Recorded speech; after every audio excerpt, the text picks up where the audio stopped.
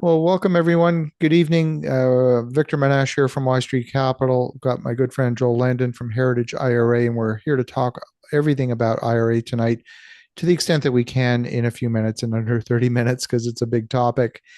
Great to have you here again, Joel. Yeah, always glad to be here.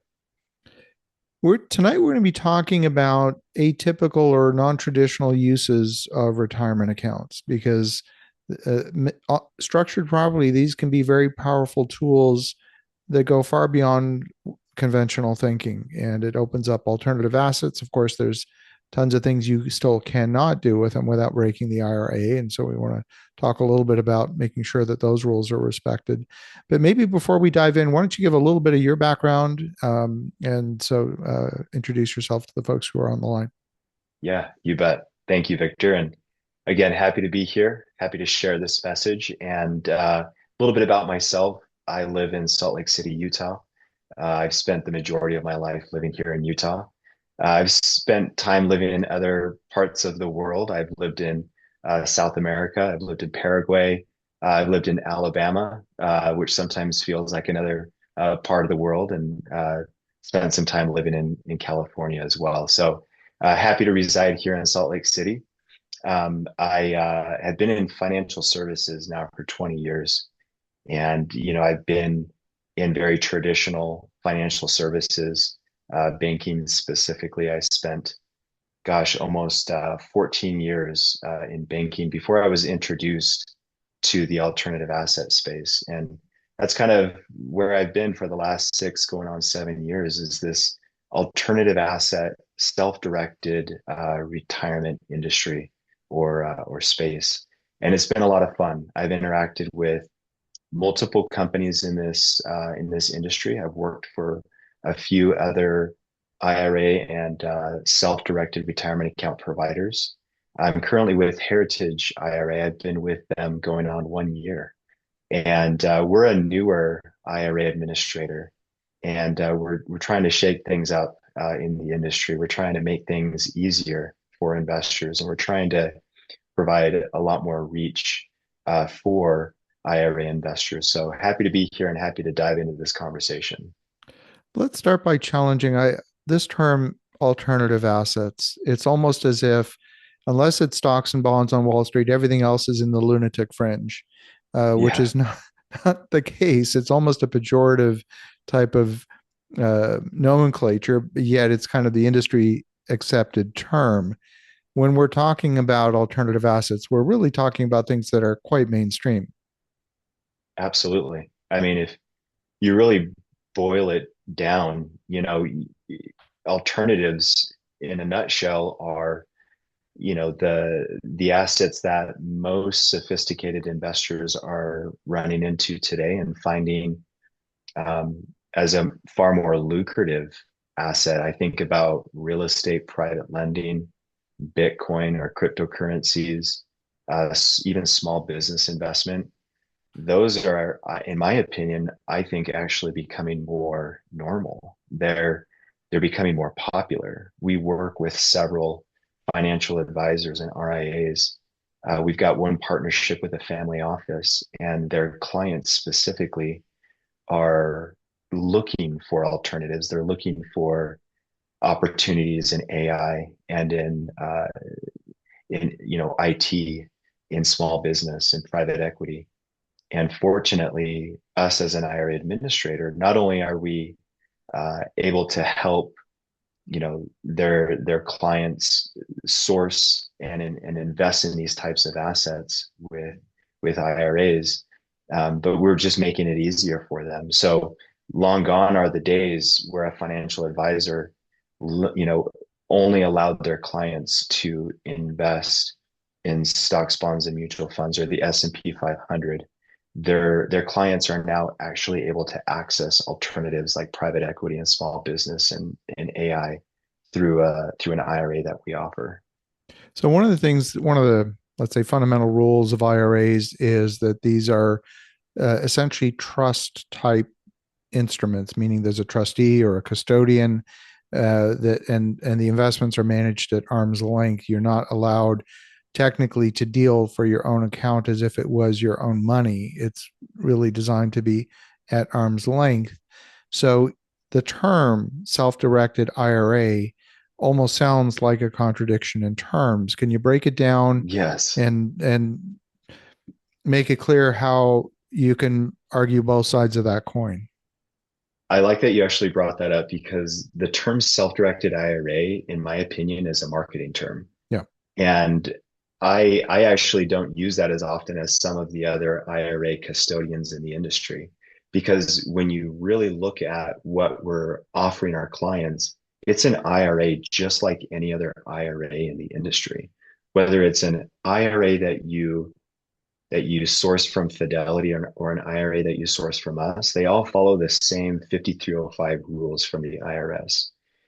But what it really comes down to is how the IRA administrator designs their custodial agreement between them as the IRA company and the client or the IRA beneficiary.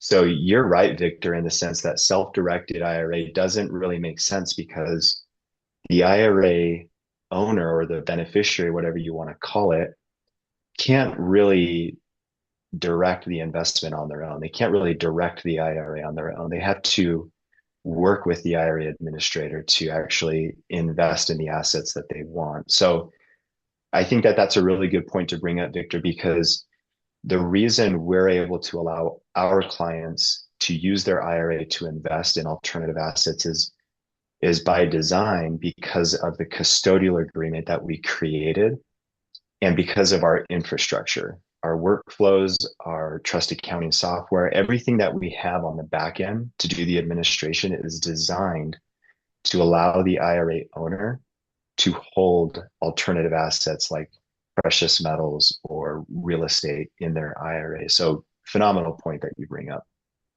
When we think about, so we, I guess we'll accept the term despite the contradiction.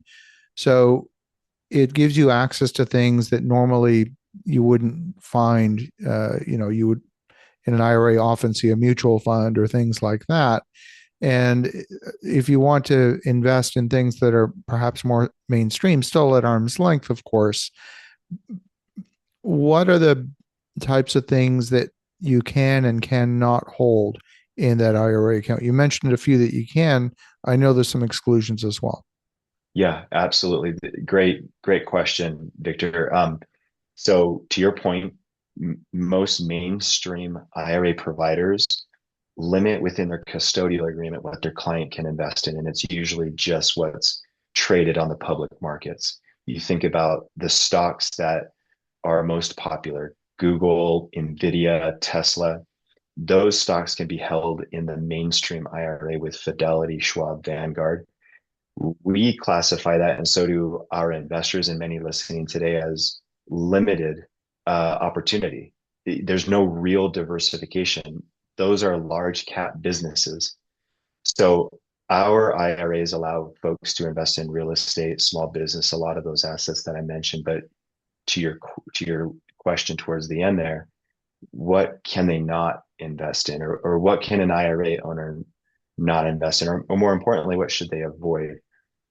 Most of the time, it's a really short list, Victor, for those who are listening. What you should avoid are the prohibited transactions or the prohibited or disqualified individuals. And so we'll start with the disqualified individuals. Those are folks that you would find in your direct lineage or yourself. So if there was an investment opportunity, we'll use, let's say, we'll use real estate, a single family property. If there was an investment opportunity with a single family property and that property was owned by somebody in your direct lineage, like your father, you would not be able to use your IRA to purchase that single family property. If that IRA was, I'm sorry, if that single family property was owned by somebody else other than a person in your direct lineage, then by all means, you'd be able to go and purchase that single family property with your IRA. So going back to the disqualified person, it's anyone in your direct lineage, including yourself. So direct lineage is, your parents, your grandparents, or your children, your spouse, yourself. So if it's your aunt or your uncle, I think it's really important to distill that a little bit. Or if it's a cousin, those are individuals that you actually can transact with using an IRA. And again, that's across all IRAs across the board. So those are some of the disqualified individuals or disqualified parties that you cannot invest with. I like to think about some of the other assets that you cannot invest in, like collectibles. There are collectibles that you actually cannot purchase and hold within your IRA. And it's a short list, but when you think about collectibles, think about um, very expensive artwork or very expensive artifacts, if you will. Some of those are actually sold on a specific within a specific market, bought and sold. You cannot walk in to that market with your IRA and purchase those collectibles and hold them within your IRA. Another prohibited transaction would be a life insurance policy.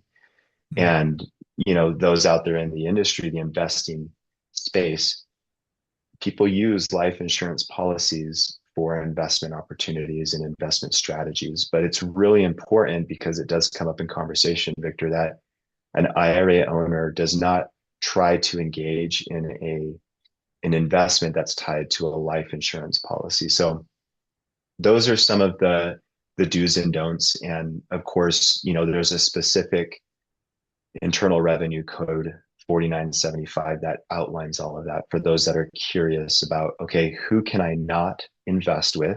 People in your direct lineage, including yourself. And of course, what can you not hold in your IRA? And I broke down a couple of those. I think it might be Well, important. Oh, go ahead. yeah, I was going to say, let me hit you with a test question then. So let's say you Yeah, invest in a property in your IRA. So the IRA is the owner of the property, and let's say there's a business on that property that's generating a royalty of some kind. Can that royalty come to the individual it directly? cannot. No, Is that's a really good question. So because the real estate is actually owned by the IRA, you have to think of it this way: the IRA investment can only benefit the IRA owner. And if the IRS determines that there's some sort of benefit from that IRA investment going back to you as the individual, they'll disqualify your IRA. The individuals who do this, although it might be very simple to invest and engage in these types of transactions, they do have to be cautious and not try to blur any of the lines because the IRS is very specific about that. yeah, yeah, super. Okay, so let's talk about um, what. Let's talk about the some of the other differences between the self-directed IRA and the more conventional. So, there's this alphabet soup of different types of IRAs. There's the Roth, there is the 401k. Break that down a little bit so that we can see Sure. what fits in what box. For sure. So, just like I was mentioning previously, our IRAs by design are very similar to the mainstream IRA, except for the fact that our agreement allows for alternative assets. However, our investors still get to benefit and enjoy some of the other perks that come along with all of the IRAs, whether it's mainstream or not. So I'm talking about contributions. Individuals love to use IRAs, not just to invest in alternatives, but they love to use them as a tax strategy. So many of our investors year over year are making contributions to their IRAs. So as an example, I myself can contribute up to 7,500 for 2026 of my own earned income. And that's a massive benefit for me because if I have a traditional IRA, that's going to help me lower my taxable income. So, I remember this even when I was working in traditional banking. Many financial advisors, or more often CPAs, would instruct their clients to make contributions to their IRAs. That was mainstream. Our clients still get to enjoy that exact same benefit to lower their taxable income by making those contributions. The same pertains to a Roth contribution. So when you look at our suite of IRAs that our clients are offered, they have the chance to either choose a traditional IRA or a Roth IRA or both. And they can make those contributions to either or, not to obviously exceed the limits. So we process that all the time for our clients and we make it painless for them to do that. And then, of course, they can turn around and invest that in alternatives. The same goes for the individual who might be self-employed or might work for a company that offers an IRA option over a 401k option. So I'm talking about simple IRAs and SEP IRAs. So individuals can still, as an employee, receive a contribution to their simple IRA with us up to $17,000. So the business might make that contribution on behalf of the employee, and that employee can open up a simple IRA with us that they can then turn around and self-direct, if you will, in an alternative asset. And so again, they get to enjoy that because their employer offers that. Same goes for the self-employed individual with a SEP IRA. They can still make those contributions up to 25% of their compensation. So we aren't limited to just an IRA that allows a client to invest in alternative assets. It's an IRA, it's a full suite of IRAs that they can make contributions towards in addition to rolling over assets in kind or rolling over cash. So let's talk a little bit about strategy, because if you're putting in, let's say, 17,000 a year, it's not a ton of real estate you're going to buy with 17 grand a year. I mean, this is a game of big That's numbers, right. and Yeah. most people run out of their own money pretty fast. So Yep. um, there are strategies in real estate, for example, buying tax liens that are Yeah. pretty safe investments. You can often get them at the tax auction at the legal maximum of 17% in many jurisdictions. And that's something that it could clearly sit there and grow in your IRA. Are those increasingly popular with the clients that you work with? Yes. And I'll add two additional things to Mm-hmm. that. Private lending and Yeah. also joint ventures. So you're right. Tax liens are still absolutely an asset class that our investors enjoy because of the accessibility. I'll add to that, like I mentioned, private lending. A lot of our clients, whether you came into an IRA with us with $15,000, or maybe you invested $100,000 and the returns on that investment have accumulated to, say, $15,000, they're going to turn around and find some short-term private lending opportunities. So, of course, there's going to be some state rules, like you mentioned, when it comes to private lending, but you as an IRA owner could actually become a lender, just like a financial institution. You could find your borrower and you could set the terms with your borrower. You could even have an unsecured note or a secured note. Really, you are the lender in that case, and you're creating an opportunity with whatever capital you're left over with. I'll just add one last piece to this, Victor, and that is you're right. There could be some barriers to entry that are challenging for one IRA owner to walk into with whatever capital they have. I'll just say maybe there's an investment opportunity and the minimum is $100,000 and you only have 50 for raw numbers. You might either have a colleague or a partner or somebody within your investment group that also has $50,000. It could be in an IRA or it could just be as an individual. You together could go in on a joint venture. You could have somebody draw up your, let's just say, LLC partner document, your operating agreement. Now your IRA is one of the members of this operating agreement or members of this partnership. And the two of you can fund that $100,000 opportunity if the sponsor allows it, which many of the investments we've seen across our table, the sponsor allows for those types of partnerships. Um, both investors can now enjoy that opportunity. Are there restrictions on who can be the manager? Um, In which Of case that are you special purpose vehicle that's newly created for that joint venture. No. So if you think about it, in that instance, I guess the short answer is no. As long as, it's drawn specifically on the agreement, what is the partnership, and it's dictated by the amount of the capital investment. In this case, 50,000 each, 50 partnership or ownership, and there's no restriction on whether the IRA, what's the word I'm looking for? Who the manager is supposed to be in that sense. That's what I'm trying to get at. There is no restriction on that. Okay, so the beneficiary, even though the beneficiary is not the investor, the IRA custodian is, Right. the beneficiary themselves could in that instance be the manager without breaking the IRA. That's exactly right. Yep, exactly. Because in all reality, we're going to sign off as the member, the administrator is of that investment, of that partnership. And, you know, obviously the other partner has to sign off on that subscription as well.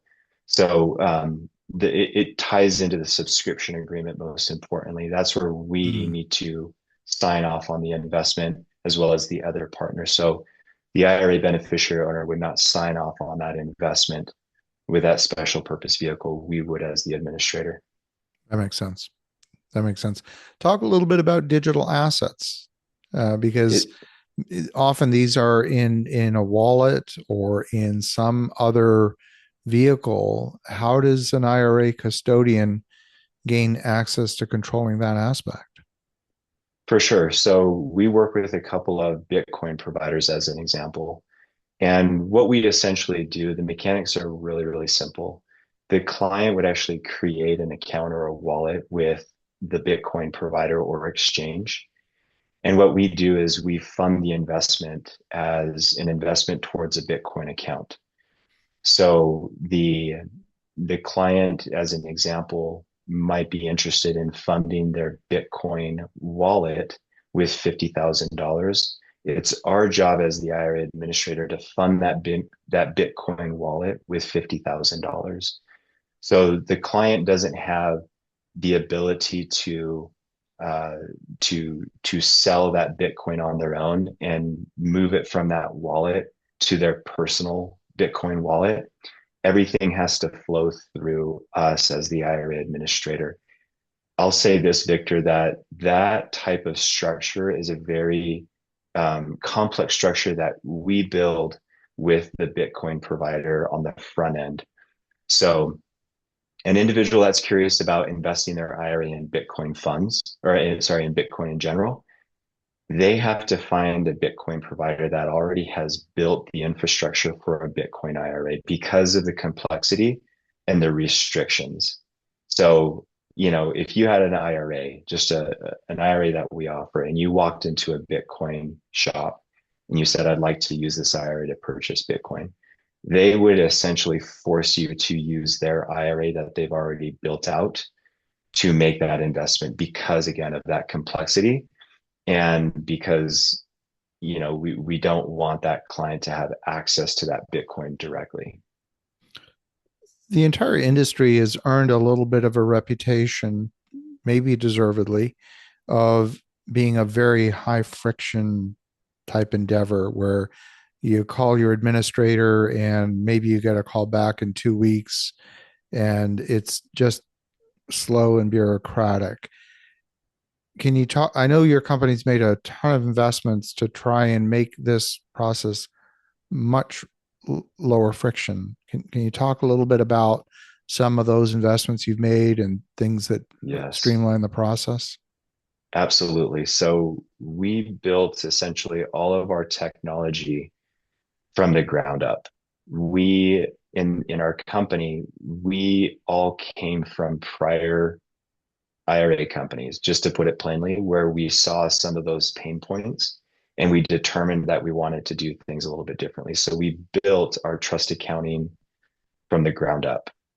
We also have designed using AI all of our workflows between our CRM and our trust accounting software and all of our other off-the-shelf resources to eliminate that client friction that you're talking about, Victor. So our SLAs are class leading. Our IRA setup is 7 minutes on average. We actually track that.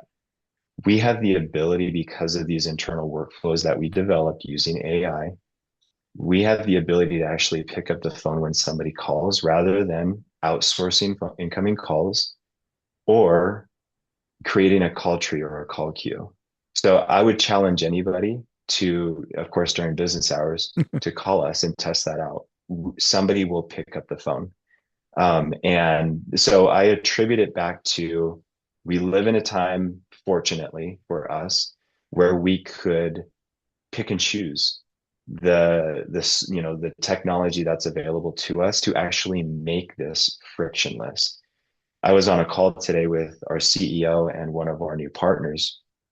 It was an investment platform, and he described it best. He said, unfortunately, a lot of other IRA administrators that have been around for a while, they've surpassed a massive client base, but they're also using some antiquated systems. We've seen it.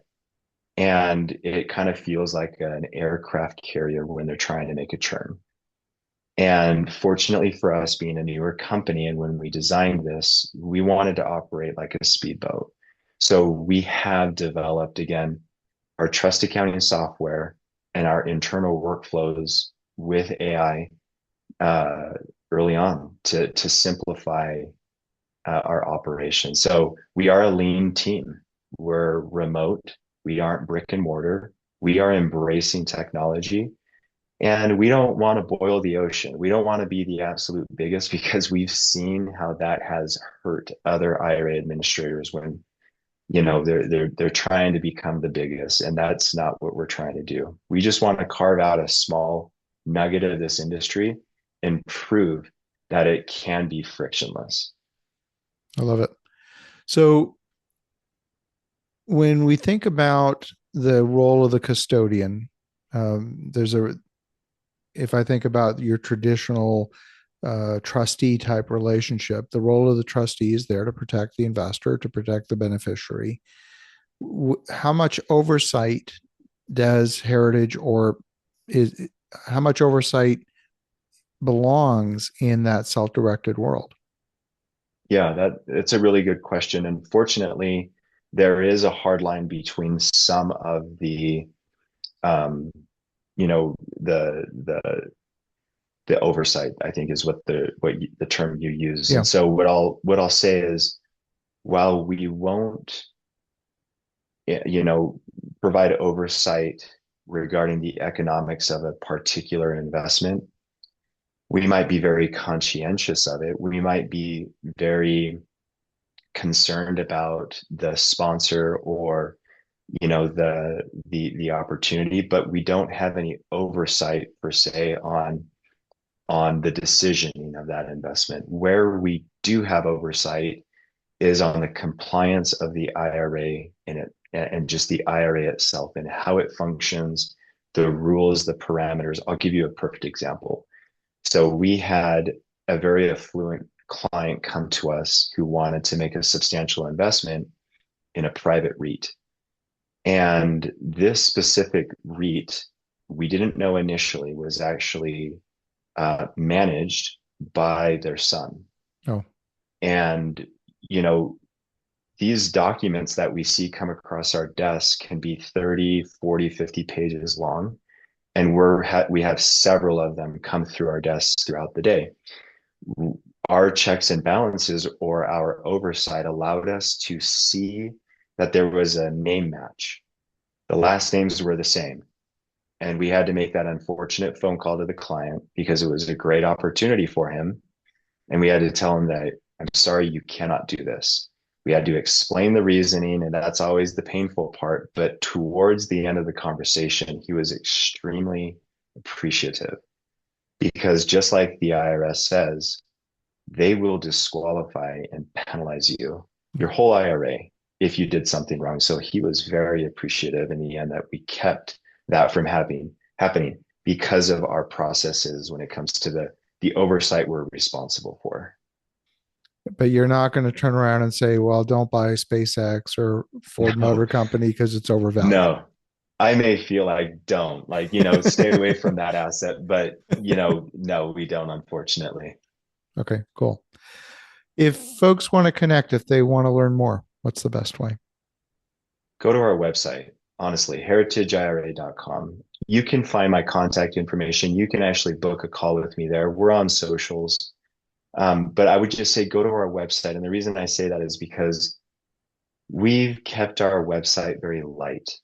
Websites today could be very heavy and just overburdened and hard to navigate.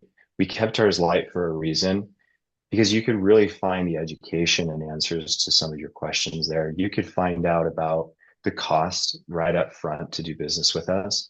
So please go to our website because you could also click on the button that says book a consultation, and then we could have a one-on-one dialogue.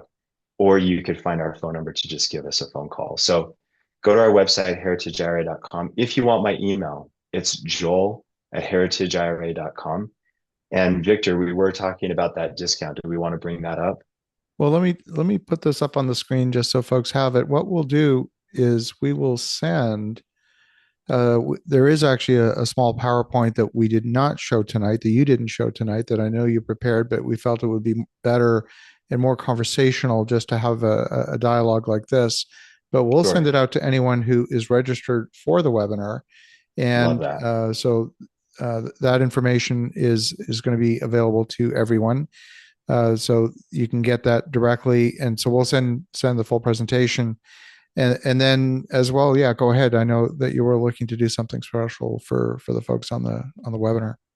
You bet. If after this recording or after you review the slides that Victor is going to send out, you're ready to start an IRA with us, I'm going to waive your account opening fee. So just be sure when you go through the process that you let us know that you watched this webinar, and we'll be sure to take care of that cost for you. We won't invoice you for that setup. So I hope that that helps anybody who's really curious about doing something like this. And if you already have a self-directed IRA with another firm, but you're looking for a change, come on over. We'll make it worth your while. And again, we'll waive that account opening fee for you. Fantastic. Okay, well, great to connect as always. And for the folks that are on the line, we'll send out a copy of the slides. Certainly get in touch with Joel and his team. And with that, we'll sign off. And if you have any questions, reach out to us at Y Street Capital as well, info@ystreetcapital.com. And we'll wish everyone a great night. Thanks so much. Fantastic. Thank you. Bye-bye. Thanks. Bye for now.